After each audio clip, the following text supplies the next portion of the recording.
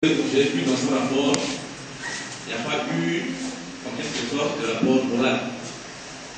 Comment l'association marche, quelle est la collaboration entre les membres, est-ce que les gens se fréquentent, quels sont les types de fréquentation. Il n'a pas fait part de ça. Donc je voudrais, avant de vous donner la parole, dire quelque chose. Il a dit dans son discours qu'une UECAS est un héritage. C'est vrai, je crois que l'UECAS a été créé dans les années 76, si j'ai bonne mémoire, 76, 77 par là. Donc nous sommes arrivés dans les années 88. Donc après 12 ans, pendant que l'UECAS, nous sommes partis. Il y a 9 ans, 8, 9 ans maintenant, nous reprenons et nous retrouvons l'UECAS. Peut-être que d'aucuns ne savent pas encore l'importance de l'association de l'habitat à laquelle ils appartiennent. Il faudrait que vous ayez ça à l'esprit. On a toujours dit, peut-être que votre président ne l'a pas dit, ou bien c'est un langage qui n'existe plus aujourd'hui dans les milieux. L'UECAS est une école. Est-ce que vous avez déjà entendu parler de ça? Vous vous êtes présentés tous ici dans la salle. Je crois que la salle est vraiment bien garnie en tête.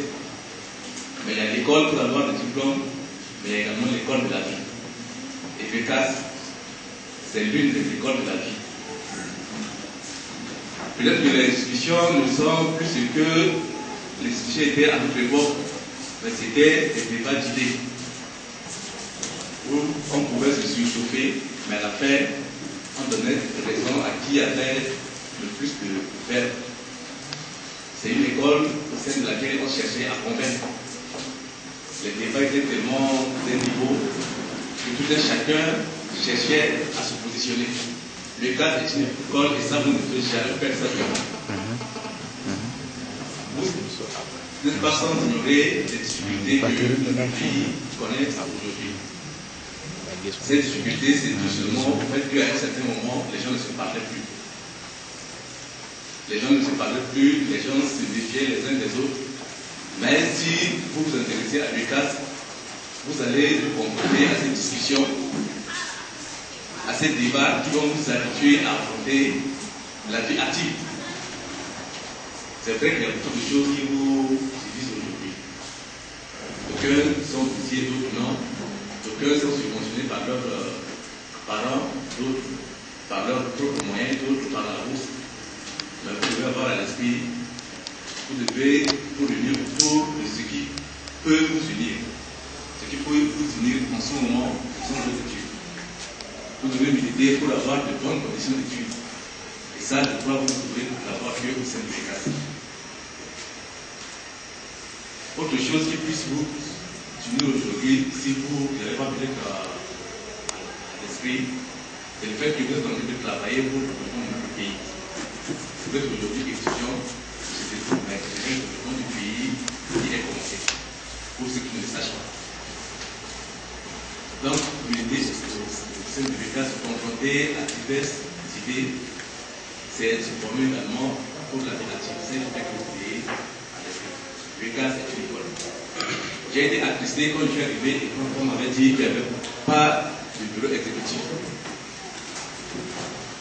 Et que c'était un comité ad hoc qui dirigeait la communauté étudiantine au Sénégal. Au sein du campus universitaire, vous n'existez pas. Dans les activités sportives, dans les activités culturelles, vous n'existez pas au sein du campus universitaire. Vous faites 5 fois plus notre effectif à l'époque. Ça, il faudrait que je vous le dise, il n'y a pas encore tout le monde dans la salle. Mais déjà, l'effectif que j'ai au bas de moi, c'est 5 fois plus que l'effectif que nous avons à l'époque. Mais on était en structure que partout. Donc, il faudrait que vous le disiez maintenant, pour mettre en place un bureau, que les gens aient la compatibilité pour aller de l'avant. Je disais dans un discours pour mes présidents qui sont à côté de moi, et je vous le dis en passant que je suis également pratiquant d'arts martiaux du judoka.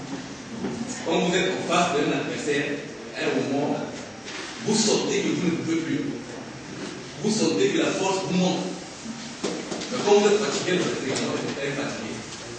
Et c'est celui qui lâche le premier pour faire le. Donc, j'utilisais avec. Maintenant, quand je mettais la tête de gars, je n'ai jamais lâché. Je n'ai jamais lâché prise. Parce que quand vous sentez que vous êtes vraiment fatigué, et qu'à un moment vous devez laisser, vous devez lâcher, si vous tenez encore un peu, vous gagnez. Et c'est ce qui est arrivé à l'amical. À un moment, je crois que tout le monde avait pris conscience.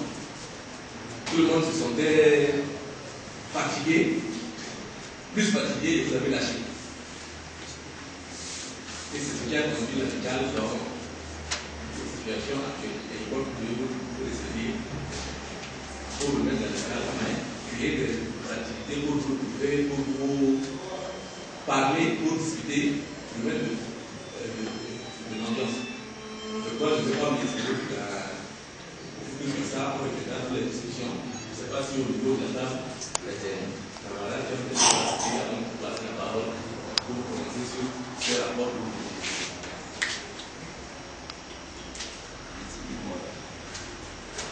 je passe la parole pour une liste pour les discussions. Vous allez vous commencer peut-être. S'il y a des choses à dire, s'il n'y a rien à dire, vous allez peut-être acclamer. Mais s'il y a des choses, des questions pour apprendre à l'amical, des critiques,